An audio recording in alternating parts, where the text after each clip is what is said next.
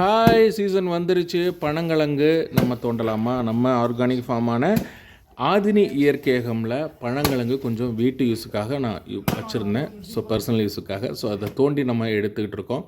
இதில் கவனிக்கப்பட வேண்டிய விஷயம் என்ன அப்படின்னா, ஆடி ஆவணி மாதங்கள் அந்த டைமில் வந்து ஆகஸ்ட்டு ஜூலை அந்த அந்த டைமில் வந்து பனம்பழங்கள் வந்து நமக்கு வந்து நிறையா கிடைக்கும்.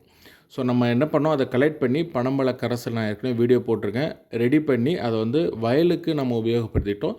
அதுலேருந்து எடுத்த பன விதைகளை வந்து இந்த மாதிரி முட்டுக்கட்டி போட்டு நம்ம பனங்கிழங்காக நம்ம எடுத்துக்கலாம். ஸோ இதோட இந்த பனங்கிழங்கு வர்றதுக்கான காலம் வந்து பார்த்திங்கன்னா 4 மாதம் அதிகபட்சம். ஸோ அதுக்கு மேலே நம்ம வச்சுருக்கக்கூடாது. பனங்குட்டியாக மாறிடும், அதாவது பனங்கன்னாக மாறிடும். பட் நான் போட்டது வந்து பார்த்திங்கன்னா, ஸோ யதார்த்தமாக நம்ம போட்டு பார்க்கலாம் வருதா என்ன அப்படிங்கிற ஒரு ஃபீலில் தான் போட்டு பார்த்தது. ஆக்சுவலாக இதை எப்படி பண்ணணும் அப்படின்னா வந்து, நம்ம பன விதைகள் எவ்வளோ போடுறோமோ அதுக்கு தகுந்த மாதிரி சதுர அளவு நம்ம மோடு கட்டிடணும். அதாவது மேட்டுப்பாத்தி அப்படின்னு கூட நம்ம சொல்லுவாங்க. ஸோ அந்த மாதிரி வந்து நமக்கு எந்த அளவு நம்ம 100 பனை விதைகள் போடுறீங்க இல்லை 50 போடுறீங்க அப்படின்னா, ஸோ அதுக்கு தகுந்த மாதிரி ஸோ ஒரு பனை விதையும் கண்டிப்பாக ஒரு அரை அடி கேப் விட்டுனாச்சும் நம்ம வந்து வைக்கணும். ஸோ அதிகபட்சம் அரை அடி நான் சொல்கிறது. ஸோ அதை கணக்கு பண்ணிவிட்டு 2 அடி ஹைட்டில் இருக்கணும். அதாவது பூமியிலேருந்து 2 அடி ஹைட்டில் இருக்கணும். முக்கியமான ஒரு விஷயம், ரொம்ப களிமண் இறுக்கமான மண் வந்து நம்ம உபயோகப்படுத்தக்கூடாது. ஏன்னா தோண்டும் பொழுது ரொம்ப கஷ்டமாயிரும். பனங்கிழங்கும் நல்லா தளர்ச்சியாகவும் வளராது, எடுக்கிறதுக்கும் நமக்கு வந்து ஈஸியாக இருக்காது. ஸோ அதனால் வந்து தளர்வான தோப்பு மணல் இந்த மாதிரியான மண் வந்து நம்ம யூஸ் பண்ணிக்கலாம். கண்டிப்பாக ஆற்று மணலை வந்து ஃபுல்லாகவே யூஸ் பண்ண முடியாது, அது தெரியும். வேணால் கலந்துக்கலாம். வேறு எந்த விதமான உபகரணங்களும் இடுபொருட்களும் இருக்க தேவையில்லை.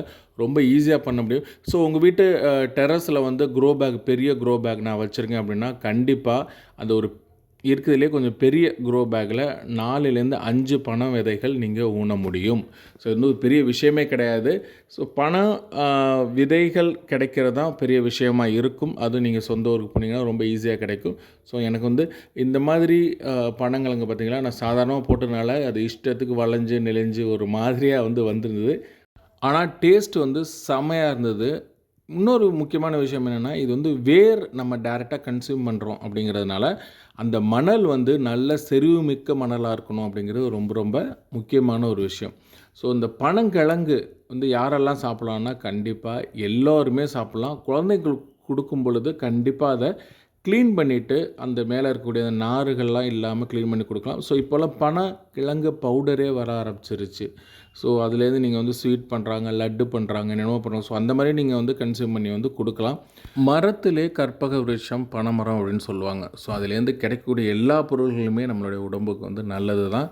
ஸோ நம்ம டெரஸ் கார்டன்லேயும் நான் ஏற்கனவே சொன்ன மாதிரி பெரிய பேக் இருந்தால் கூட அதில் 4 பனை விதைகளை நம்ம போட்டு வைக்கலாம். ரொம்ப ரொம்ப எளிமையான, அதே நேரத்தில் செறிவு மிக்க, ஊட்டச்சத்து மிக்க ஒரு உணவு வந்து இந்த பனங்கிழங்கு. நீங்கள் வந்து பார்த்திங்கன்னா ஆடி ஆவணியில் போட்டிங்கன்னா உங்களுக்கு கார்த்திகை மார்கழி மாதம் நீங்கள் அறுவடை பண்ணிடலாம். ரொம்ப ரொம்ப ஒரு அற்புதமான உணவு. ஸோ இந்த வீடியோ வந்து உங்களுக்கு பிடிச்சிருந்தது அப்படின்னா லைக் பண்ணுங்கள். கண்டிப்பாக நண்பர்களுக்கும் வந்து ஷேர் பண்ணுங்கள். அதே நேரத்தில் இந்த பனங்கிழங்கு சாப்பிட்றத விட்டுறாதீங்க. இயற்கையோடு இணைந்து வாழ்வோம்.